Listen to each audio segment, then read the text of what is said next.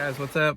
Welcome back here to the Fishing Teacher, and thanks for stopping by and checking the video out. It's always much appreciated. And guys, today I want to have a little conversation with y'all about how you do not need to get bummed out when you're not catching fish or if you don't catch fish. I think a lot of times it seems like our self-esteem is measured a lot of times as fishermen by how many fish we're catching. And I want to talk a little bit about that to give you guys sort of an alternative way to look at it that might help you out down the road a little bit attitude-wise. So guys, before we get started, I want to remind you about our November sale on my Solar Bat, my RB3 series, the new Solar Bat signature series we have out from Solar Bat that I'm endorsing here. These are the new matte crystallized gray frames on them that really help reduce the light reflection.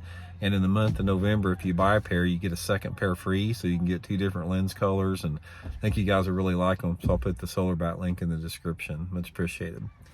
Okay guys, here's one of the things that if you're watching me do these videos, you're going to hear me talk a lot, which is pertinent to this video, is you can't get frustrated or depressed or bummed out or angry or mad at yourself if you don't catch fish, because bass fishing is the most difficult sport on this planet, bar none out there. Aside from, yeah, if you're a free solo rock climber like Alex Honnold, I'll give you that, but that's a different type of skill that it takes there.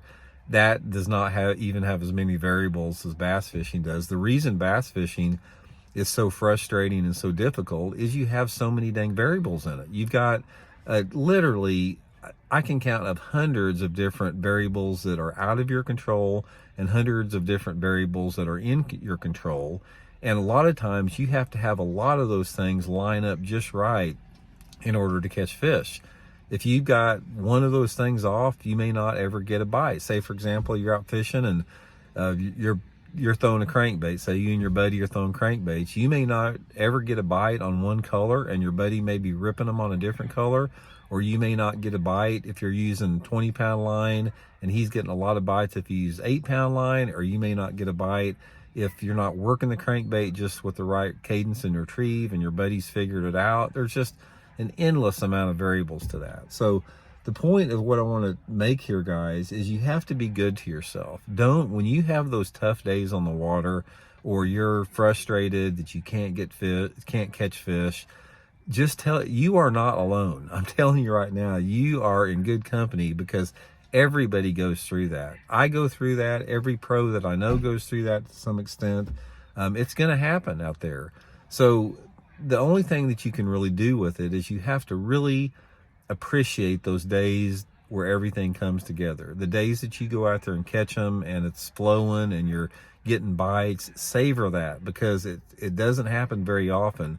More often than not, if you fish a lot and you fish public bodies of water, you're going to have days where it's tougher far more often than you're going to have good days out there. That's just sort of the nature of fishing in 2023.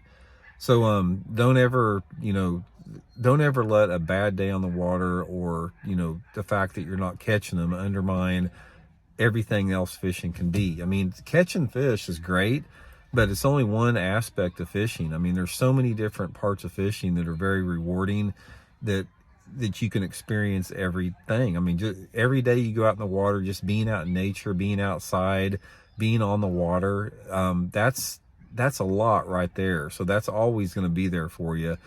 Just the catching the fish part is, sometimes the most difficult thing.